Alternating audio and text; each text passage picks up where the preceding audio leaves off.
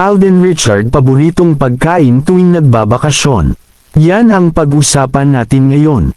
Ang paboritong pagkain ni Alden Richards tuwing nagbabakasyon ay anumang uri ng breakfast food.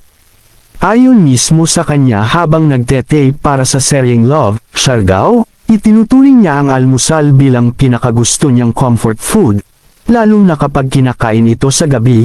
Bukod dito, kapag nagbabakasyon o nag-out of town ang kanyang pamilya, gaya ng hilig nilang pagpunta sa Japan o Tagaytay, hilig din niyang kainin ang mga sumusunod: Filipino home-style food, paborito niya ang bulalo, shrimp gambas, beef morcon, at lauya, isang tradisyonal na nilagang baka o baboy.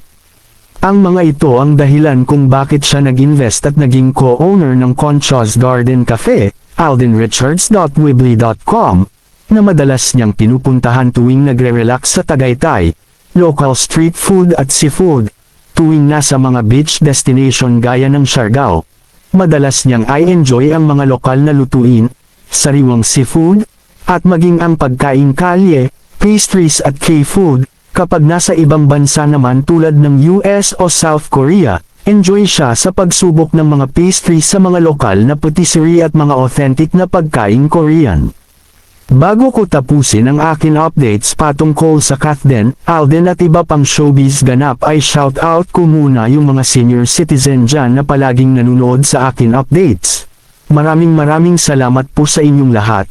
For more updates, please wag ninyo pong kalimutan i-share para ma-update kayo sa aking videos patungkol sa mga artistang gusto ninyo. Follow, subscribes, my Facebook and YouTube account at i-search lang ang Uno Mitch Quotes. Watch till the end and comment. Maraming salamat po at God bless po sa ating lahat.